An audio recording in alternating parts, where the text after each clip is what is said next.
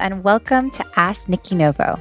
In this show, I'll be performing live readings for our listeners, plus we'll be exploring pop culture through a spiritual lens as I read the energy of celebrities and trending stories. It will be the best reading these celebrities never asked for. Get your heart ready because you're about to receive spiritual guidance for your everyday challenges. Hello, and welcome to the first ever episode of Ask Nikki Novo. Hello, everyone. I'm so excited to be here. Hi to my OG listeners who are with me from The Final Swipe, my spiritual dating podcast, and who are with me at Soul Led, which was the last podcast. And this is Ask Nikki Novo because I just felt like rebranding, changing up the show format a little bit. And we're going to have a lot of fun, receive a lot of messages, and you're going to get on the path of your dream life without even knowing it because it's going to feel fun. So that is my intention. But before we get started, for those of you who are new listeners, I thought maybe I can share a few fun facts about me that will ultimately lead into what I'm doing in the podcast, what I hope to do. And we'll go from there and then we'll go into some readings. Does that sound good? Okay. And if I haven't met you before, because I do know a lot of my listeners, I'd love for you to say hi on Instagram and share your fun facts with me. Okay, so here we go.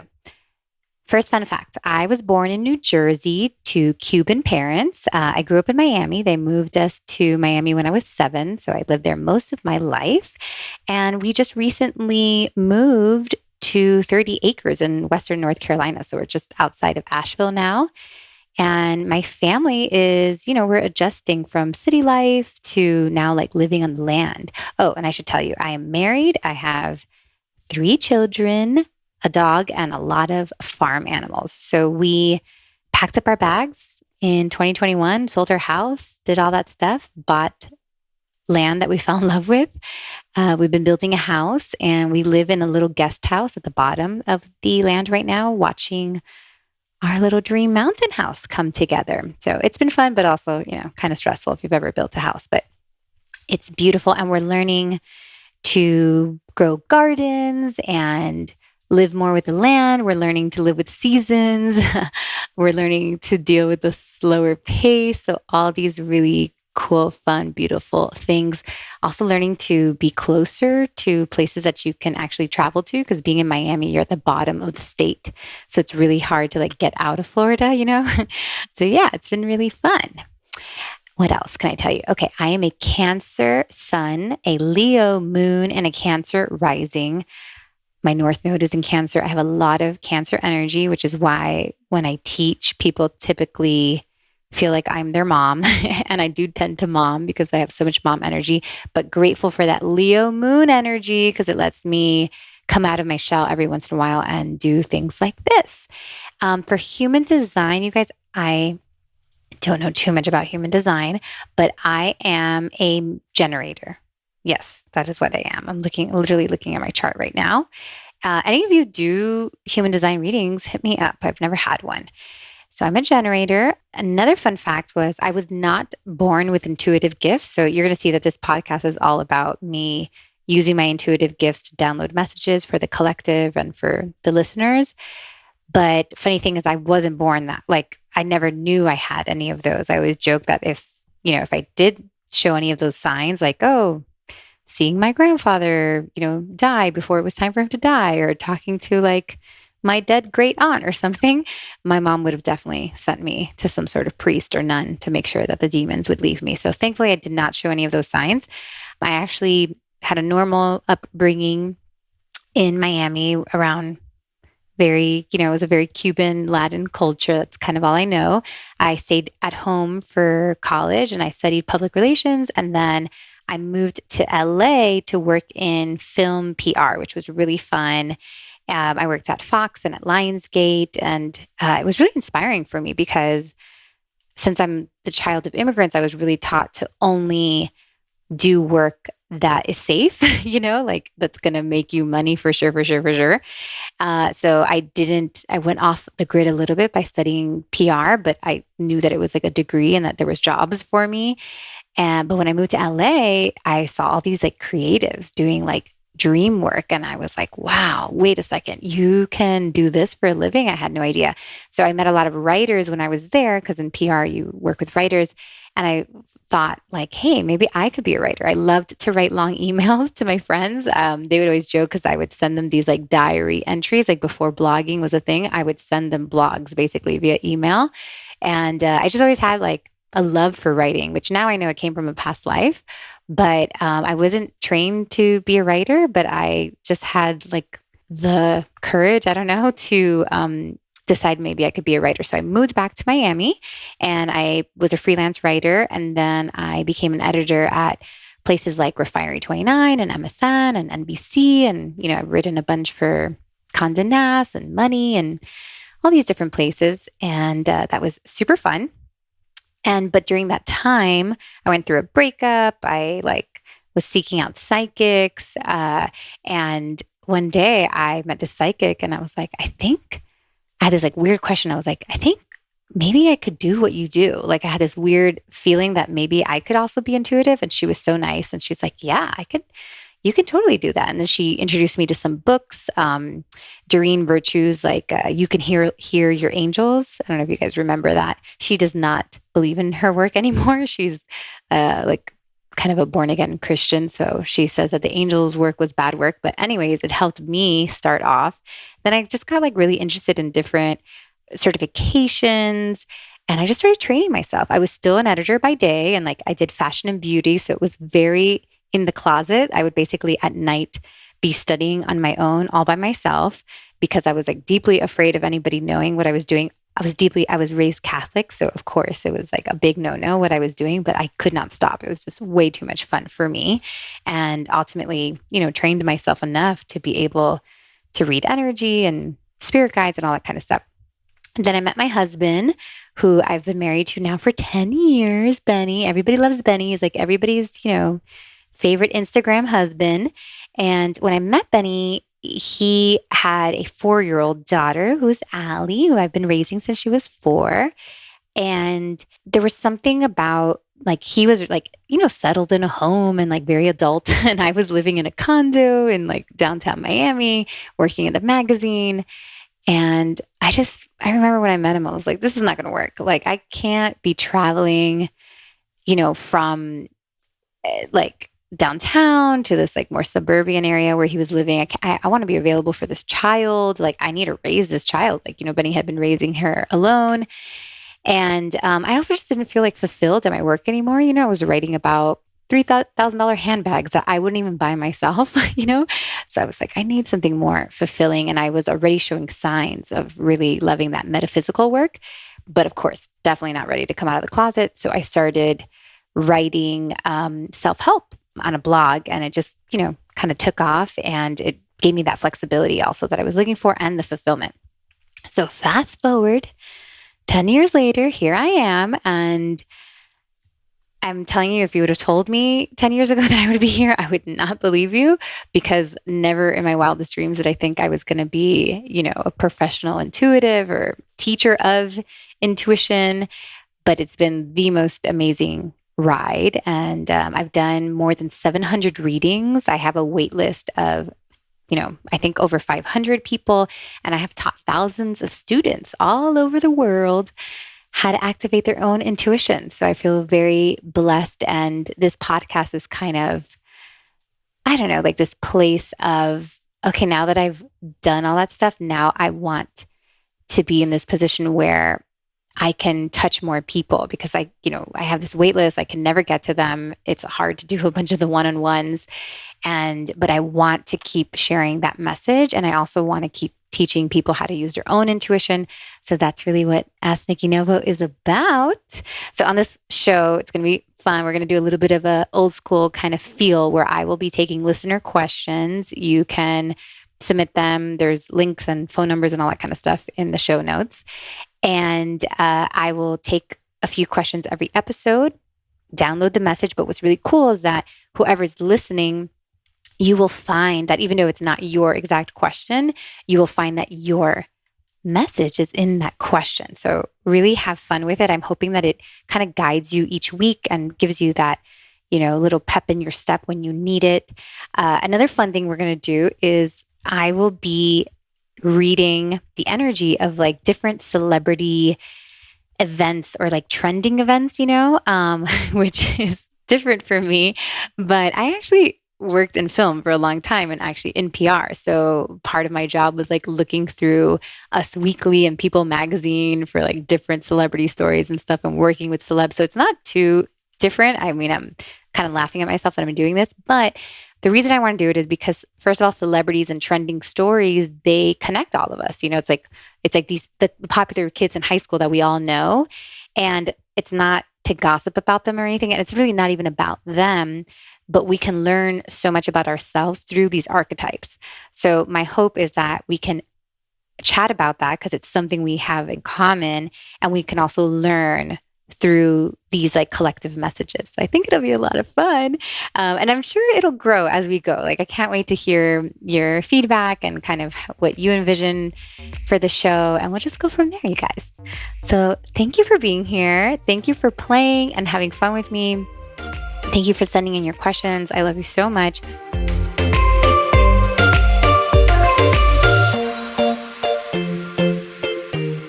Well, let's get to our first listener question. We opened up the call-in line a few weeks ago, and so many of you submitted your questions. I'm so grateful. My team and I have been listening to them, really trying to do the most we can with them, whether it's answer them here live or make content, and just keeping all of your questions and desires in mind. So thank you for sending them.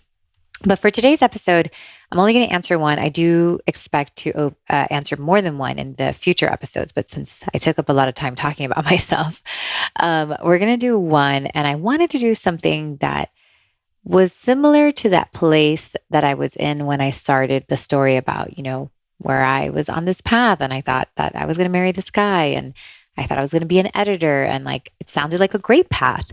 But then the path was like, oh, no, Nikki, this is not it, and really started to change itself. And I wanted to listen in to see if I can get a question that was similar to that. And I did find one. When the path starts to show itself, and when it's hard to trust, but at the same time, while that life as an editor and with that guy might have been okay, would have been an okay life, would have been a nice life, this is a beautiful life. And this was not only a beautiful life, but this is like my truest path. This is my soul's path. And that is always my intention for you guys, that you're living according to your soul's path, because that is the true path of like happiness and abundance. And it requires a lot of trust. So, and I feel like that's a theme that we have going on for sure, that a lot of our, paths are shifting, and it's hard to be okay with it, but it's happening. And I thought this question was great. I'm going to share it. And also, just so you know, the way that I'm doing it is I hear the question, I choose that this is the one I'm going to go with, and then I start meditating on the question. I start reading the person's energy and receiving the information, and I write it down in my notes. So I'm going to be working off my notes, which is how I do readings, basically. When I have a reading, I spend a lot of time beforehand getting the information and then sharing it live, and then more messages come to me like while I'm sharing live. So that's my process. So let's get into it. Hi, Nikki.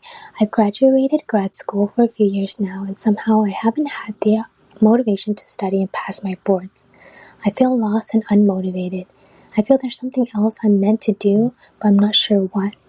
Then again, I feel I need to get through this big hurdle so I can work and pay off my loans, even though I know this career choice doesn't make me happy.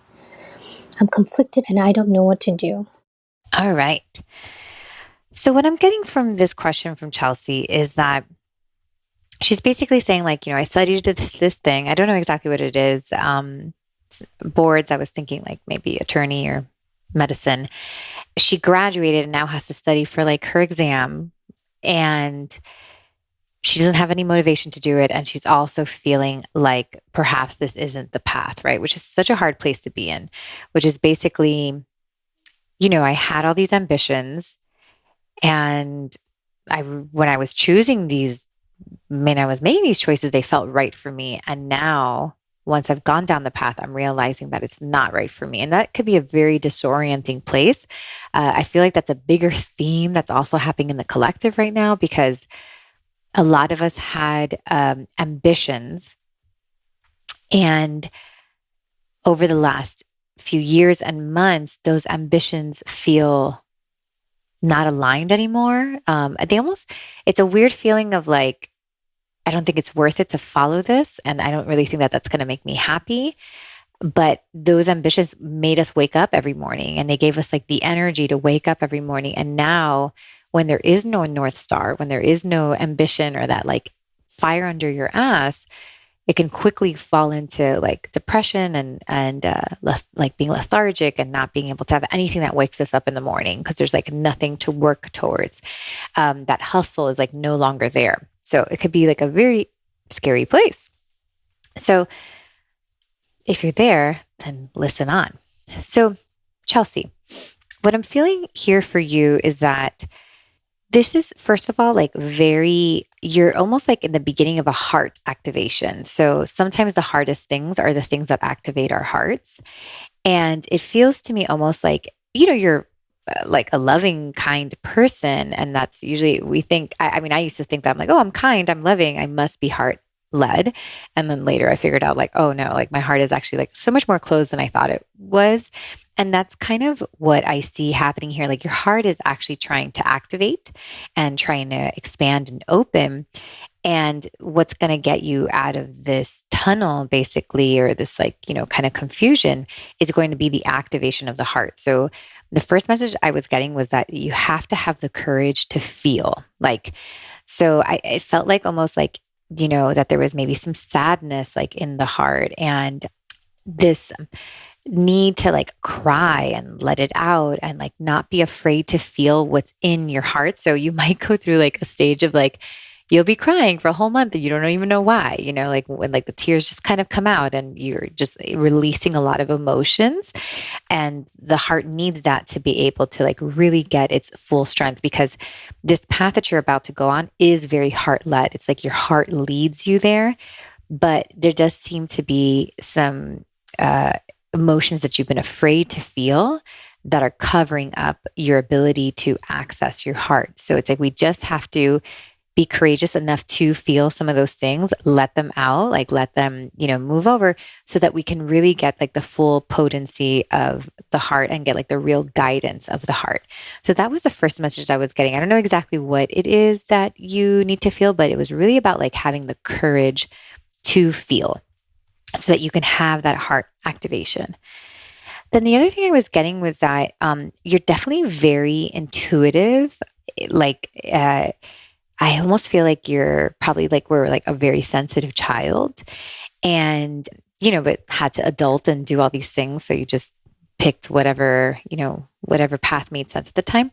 And it does feel like you're having a premonition right now too. And that's what's a little hard, because it feels like something has hit you over the last few months or whatever, maybe when you were just graduating. You have this premonition that that there's like something else for you, like that this isn't it. And a premonition is basically like, it's a prediction of the future. It's like, I feel like I'm going to be doing something else. I just don't know what that is. And now, the thing about premonitions is like, it's kind of like psychic mastery is when you understand the timing of your premonitions, because we'll get a premonition and sometimes it's like, oh, I remember I knew I was going to do this work that I'm doing today. Like at some point, it was like 10 years ago, I'm like, oh, I think I'm going to be an author and I want to do like big crowds. And I had all these ideas. And I had this friend who was 10 years older than me. And she's like, yeah, no, I totally see that for you. I see that for you like in 10 years. And I was like, what? Like, I don't want that in 10 years. I want it right now. Like I want it in next year. But it was like, I was getting a premonition, but I couldn't tell the timing of it.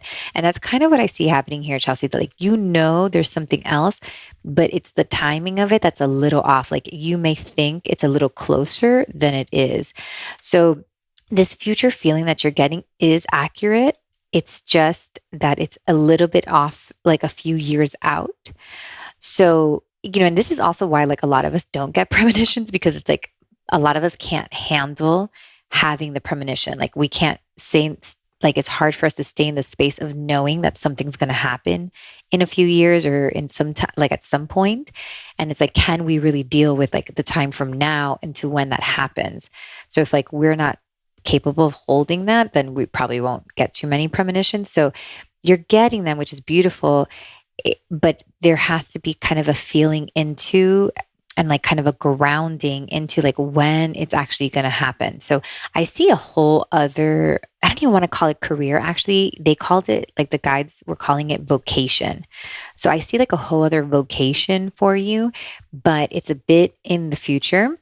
And you're just getting like the premonitions that like you're going to be doing something else.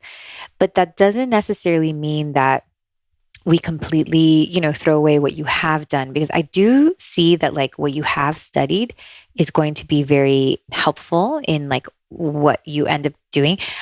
It's not necessarily like a blend. I do see you doing something very different than what what you studied, but the process of studying and finishing, like boards and all that kind of stuff is important for your development of the path, basically. So first, it's like hold that premonition. Be proud of yourself for getting that premonition. I want to validate that premonition that you are correct, but be open to the idea that the timing might be a little off. That like the full manifestation of this premonition will probably be in like 5 years or so, like the full manifestation. So now what I see for you is more of like, I see this like bridge job, like kind of bridging what you just studied. And then also something that, sounds somewhat okay for your soul. Cause there's also seems to be something very draining with this like career that you chose, or that you studied. So like, let's say, for example, you say you're an attorney, you would get like a legal job, but maybe for a wellness company or something that like sounds fun and sounds like you're doing something that like feels aligned for you. So I see this like kind of mix of what you studied and where you're going, because you're going somewhere else, but there's like a bridge to where you're going. And then I saw that like when you bridge, that like have that bridge job, you're going to be doing a lot of studying. So it's kind of like where you're going requires studying. It does feel healing, holistic, intuitive. Like it definitely looks like it's in that space. And then I saw that as you're kind of in that bridge job and studying, I just saw this like lotus flower, just like a blooming into self. So that's why I don't call it like another career, because it feels like you're just becoming more of yourself. And in a way, this career was like, the one that you chose was almost like an identity that you were trying to force or trying to be, and now you're like surrendering like to your true identity, to your true self. But what's interesting is that there's still some studying to bloom into the true self, because there's something about like the things that you study that bring you down these paths. So I know that's so funny, because I know that it's funny when we're like trying to become more of ourselves. It should be instant, we're like, oh, I'm ready to be myself. It's weird that we have to like study things or go down different journeys to like remember ourselves, because you would think that that should be the most natural or innate thing, but it's not the case. There's like, remember in the beginning of the episode, I was talking about like some soulmates activate us, and certain jobs and things like that like activate us. So that is definitely what is happening here. And then lastly, I don't know if you're in partnership, but there's something about this bridge job and kind of like staying with this career that has something to do with the partner you end up with. I see like a new person coming in, and they come in through like almost the old you. And then together you become like the true self and the new self. So I do see partnership being very important. Like it's when I do readings, I do this part where I look at the current purpose, like what is currently important for the person to achieve their soul purpose.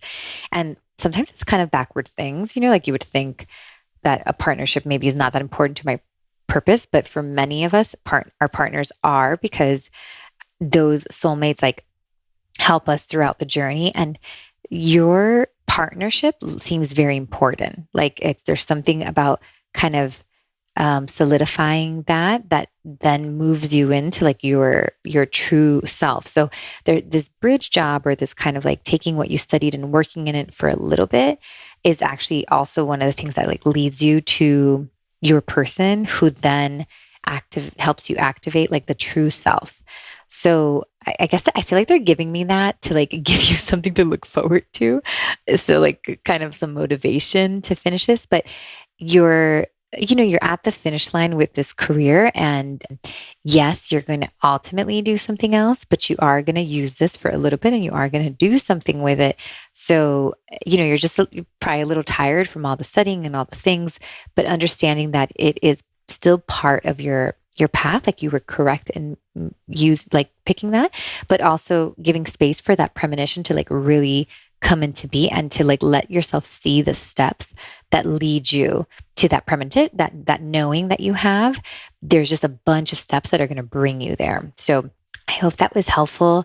I think it's amazing that you like knew this, in many ways, and also remember to really start like activating that heart, letting that heart feel. And then anything that you're interested in studying that's like maybe a little different, it seems very feminine. It almost seems like what you studied was very masculine, and what you're going to study is very, very feminine and very casual, like, a course here, a certification here, a retreat here. Like that's what it felt like, to just kind of follow those things of interest. Let that full knowing like come to be, because it is going to come to be, but we got to take the steps to get there. So thank you so much for the question.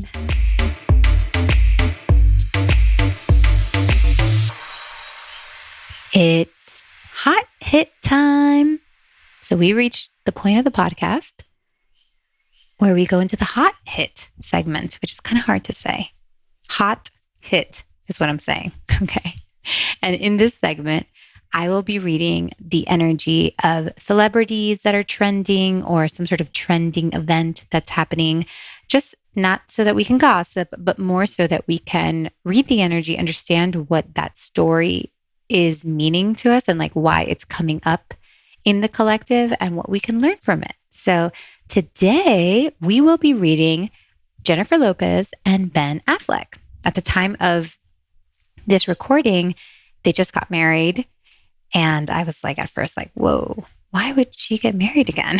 But then as I started to read the energy, I understood that there was more there. So you can definitely read energy as long as like the energy is available. I do like to ask for permission. I do that by connecting with the soul of the person and just getting an okay. And many times when you try to read something that you shouldn't be reading, you'll get a big like X, or the information will seem a little shady.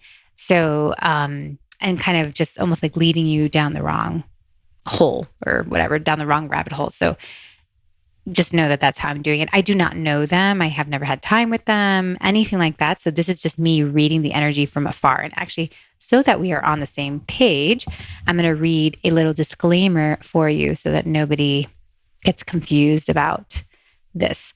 I have no personal connection to Jennifer Lopez and Ben Affleck, so please take what I am saying during this podcast as strictly my opinion in what came through to me as an intuitive download, and it is not based, in fact, from what I learned from Jennifer Lopez and Ben Affleck or anyone with firsthand knowledge of Jennifer Lopez and Ben Affleck. This reading and the information I am sharing is for entertainment purposes only. Okay. Jennifer Lopez, JLO, and Ben Affleck.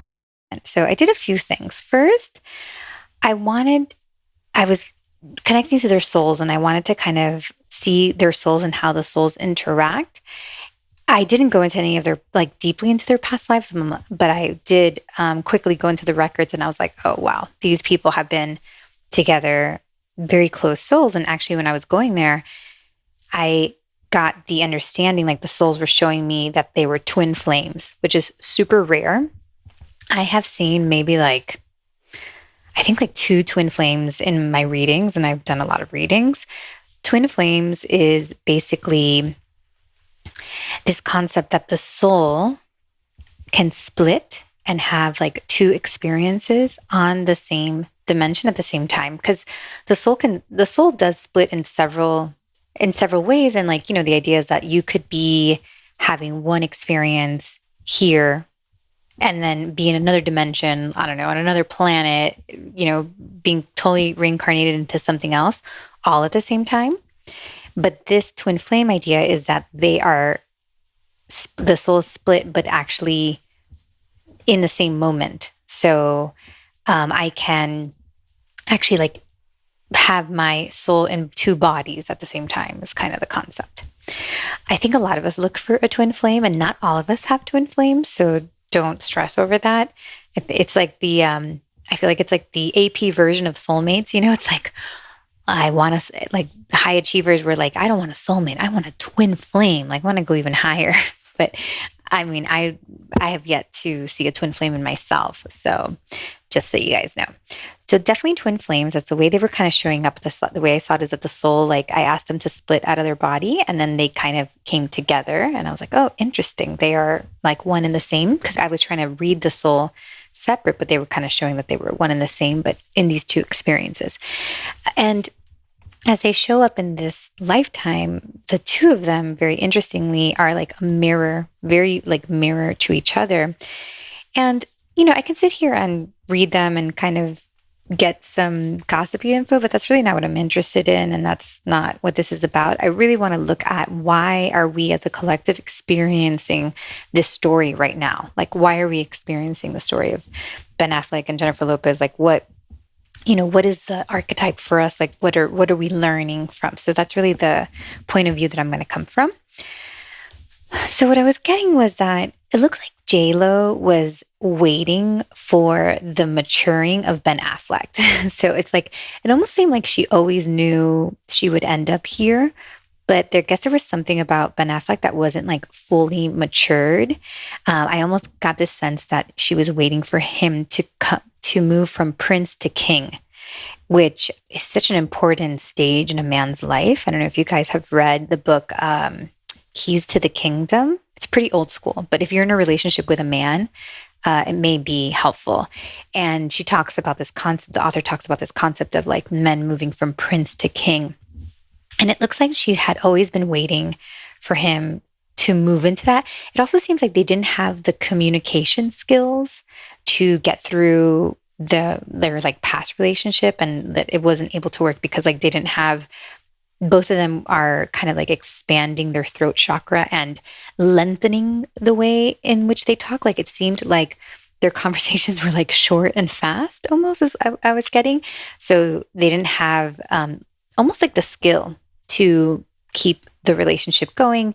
But in particular, like she looks like she was waiting for this prince to turn into a king, which when we look at this relationship, like what it means to us is really the overall theme of them, and why we're talking about this and why we're seeing this and what it's a good example for is the healing and the balancing of the masculine and the feminine, which is so beautiful because, we've been coming off of the patriarchy and we're moving more into like a more divine feminine time. But with that, and as the woman has rised, like there's been a lot of anger towards the men, and then the man doesn't know his place anymore. So what we see JLo and Ben Affleck doing is kind of showing us the forgiveness of the masculine and the feminine, and like, let's try this again, and really trying to come into this balanced place of the feminine and the masculine in a very divine way, rather than these kind of wounded masculine and feminine, which we've been in before and in a while, and probably also like where they were.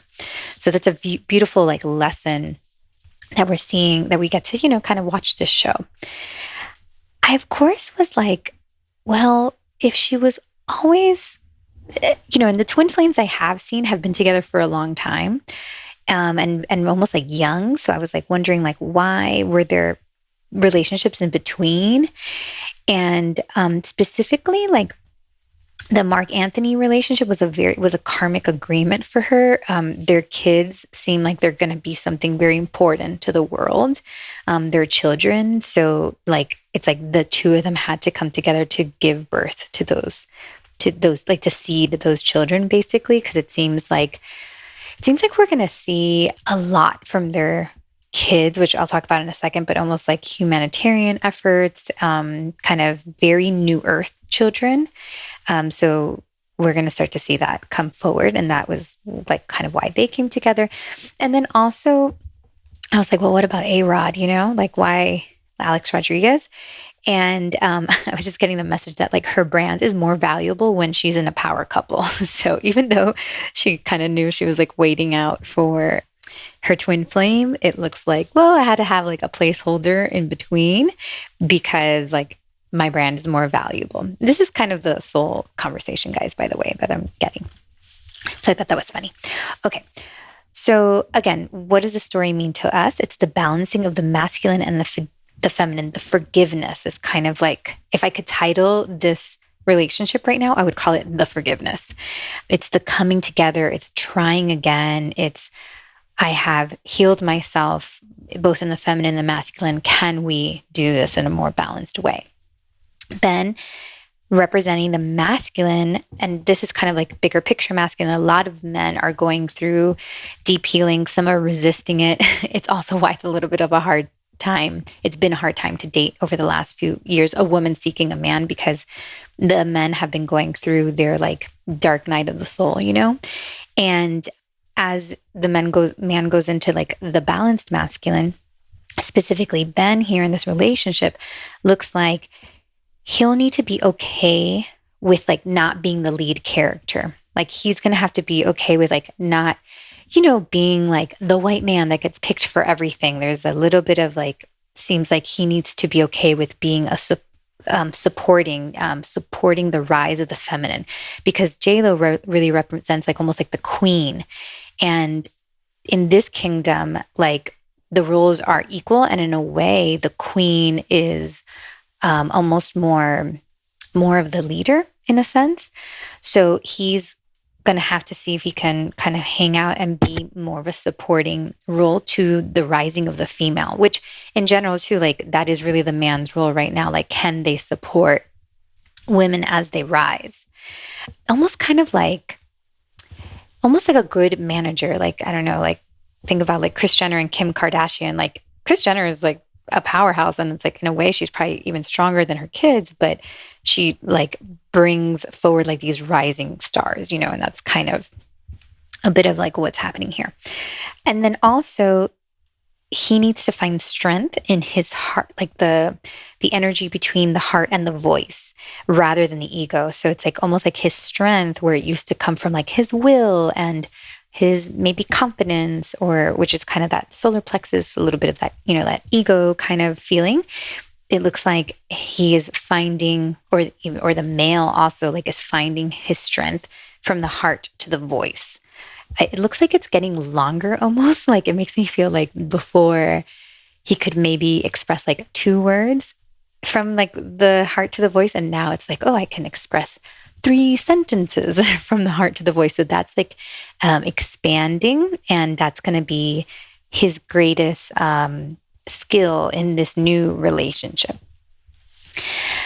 The success of their marriage really looks like it depends on their ability to go slow when they get hot-headed, which is funny. Like I just saw like almost like loud conversations and fast. They both seem they're very smart people, and they function at a very like high level also, specifically her, but it looks like the conversations are too fast and too short. So this time, like it's going to really be about like spreading out the conversations, going slower, like almost like having to take deep breaths during the conversations. Also on her end, like less talking, more being. On his end, it's going to be like more expression. And it looks like just like mindfulness and breathing, and also having space. So they'll probably, I have no idea what their living situation is, but I'm guessing like they have to maintain their like safe sanctuaries or spaces, which I honestly think is going to be a trend, you guys. I do feel that like if we could get there, and I know sometimes it's like hard to obviously like financially afford that, but I do see like a trend of like relationships working even though they have different homes and different spaces. Maybe even if that's just like different bedrooms. I do see like that kind of trend happening for the masculine and the feminine, or those energies to be able to balance. So keep your Miami home, JLO. I'm sure she will. Okay, so we're definitely going to see an emphasis on their children. Their children together seem like they're going to do fun stuff. They're definitely, JLo's kids seem more, I don't want to say with it, but like, I don't want to say like less regulation, but there's a little bit more mental freedom there or something. So we'll see them kind of like lead the way a little bit. And we're going to see like these parents, them as parents, Ben and JLo, kind of put their kids forward a little bit, like kind of almost cheer on like their kids' dreams. So we're going to start to see that at some point. Now, as we look at JLo representing the feminine, what we're going to probably see from her and kind of what we learn from here is she's representing like holding the power of the feminine, but with a softness, with a less needing to like prove myself, like no longer needing to convince with my voice. Like it looks like there was a lot of like talking and convincing and like kind of having to stand up for myself, a lot of proving herself. But instead, this is like the feminine is just like, I'm here. I claim my seat. Like it's not that big of a deal. I don't need to scream or fight for the seat. Like I'm just going to sit here. I'm just going to take it. So that's what we see her moving into. So in a way, I mean, she's been queen for a long time where, we're seeing like Ben go from like prince to king. It almost looks like nobody saw her as queen or something. And now that's like, she's been queen, but like nobody recognized her almost in a way. So we're going to start to see like more of a recognition. And again, less talk, like more being is really what the feminine is trying to move through. So what we want to take away from this relationship, rather than being like, I'm sure everybody has shared, like different feelings, but as I read them, like at first when I saw their wedding, I was like, are you kidding me? You guys are getting married? But I was like, oh, I'm so happy for them because they're really trying to heal this. And we should all cheer them on because basically this is a reflection of a lot of the masculine and feminine relationships, romantic, that we see in our lives currently. And for me, what I'm getting from this is it's really about support. So in a way, yes, we're going to see like Ben Affleck kind of like support the rising of this woman, but at the same time, the woman supporting the male in these kind of new ways of being, like maybe, I don't know, like almost like, again, a little bit more of a softness, like different roles that are maybe a little bit more maternal or a little bit like more sensitive that in the past, maybe we wouldn't allow men to do, or we would like judge them for doing that. So it's a like supporting on both ends, as the feminine is almost like taking its seat that it always wanted to take. And the masculine is very like discovering itself. So there needs to be support as the masculine discovers itself. And that's a lot of what we see here in this relationship. Now, I know some of you are hearing this and thinking, well, Jennifer Lopez waited around for her twin flame and it worked out. And, they seem to be happily ever after right now. Perhaps that can work for me. Perhaps I can wait for my ex to get it together and there's a place where the two of us can come back together. And there's no judgment on that because definitely we've all felt that before at some point, and myself included. But we do have to understand that there's a few things that happened here for them to be able to circle back to each other. Number one, in the last breakup, there has to be like a full release. Like, this is no longer, like, this is not my path. I'm not supposed to be with this person. So much so that I'm going to go be with this other person, have children with them, and then I'm going to date this other guy. Like, it's fully committed because I'm just living my life. And that releases like any attachment to the outcome and any kind of forcing of the future. So that's the first thing. If we wanted to do this and do this in our own life, we really got to go all in on the timeline where we're not with the person. Like, there is no faking it or pretending or keeping it in the back of our mind. It really is like a full commitment to being unattached to that outcome. And then the second thing here is that the two souls, Jennifer Lopez, Ben Affleck's souls, which I know is kind of, again, twin flame, so it's like a split soul, but we'll keep them as separate. They have to decide that they're going to continue on this contract, so that they're going to decide to keep going. So there has to be like a commitment, each of them, to circling back together. And that circling comes together with a almost like synchronistic healing, in a sense. Like, she had to do her work, he had to do his work, had to be at the right time, good timing, so that they can circle back towards each other.